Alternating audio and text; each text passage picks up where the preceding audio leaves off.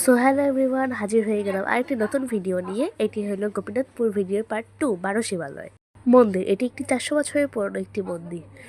প্রথমেতে মন্দিরের গেটটা দেখাই দিলাম, এখন আমি প্রবেশ করতেছি 12 শিবালয় মন্দিরের ভিতরে। সো আমি এখান থেকে শুরু করলাম একটা একটা করে শিব ঠাকুরের মন্দির দেখার, এবং পোড়ামাটির ফলকের কাজ রয়েছে। যমুনা নদীর তীর হিসেবে গড়ে ওঠা জয়পুরহাটের এই 12 শিবালয় মন্দিরটি অপূর্ব সুন্দর। চলে এসেছি আমরা 12 শিবালয়। 500 বছরের পুরনো এই মন্দিরটি শোনা যায় যে এক রাতেই গড়ে উঠেছে। এখানে একই আঙ্গিনায় 12টি শিব মন্দির তৈরি হয়েছে, এই জন্য নাম 12 শিবালয়। মন্দিরটি সঠিক কোনো ইতিহাস লিপিবদ্ধ নেই বলে জানা যায়, তবে ধারণা করা হয় রাজা বল্লাল সেন শিবের উপশাসক ছিলেন বলে তিনি এই মন্দিরটি নির্মাণ করেন। আবার কারো কারো মতে অন্য ইতিহাস। মন্দিরটি 400 বছর পুরনো একটি মন্দির।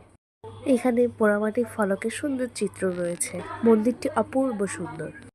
সো আমরা তো এখানে আবার গুপ্তপাড়া সহ একসাথে গিয়েছিলাম। এটা হলো গোপীনাথপুর মন্দিরের ভিডিও পার্ট 2।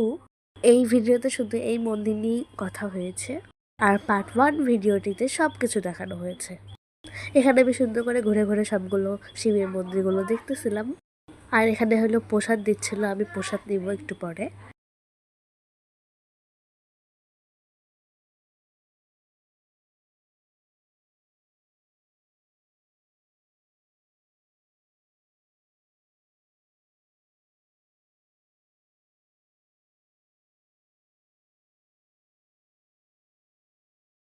মন্দিরটির মাঝখানে একটি তুলসী গাছ রয়েছে। এই মন্দিরটি আমি ফুল ক্যামেরায় ক্যাপচার করতে পারছিলাম না, ঘোরায় ঘোরায় দেখানো হচ্ছিল। সো এখন আমরা চলে এসেছি পিছনে। সো আমি ইতিহাস যতটুকুই জানি ততটুকুই বলে দিয়েছি। এখানে আমি কিছু ভিডিও করতেছি, সো চারিদিক দিয়ে অনেক নয়েজ আসতে পারে, sorry. Thank you for watching this video. ভিডিওটি ভালো লাগলে অবশ্যই লাইক, কমেন্ট, শেয়ার করবে। বাই।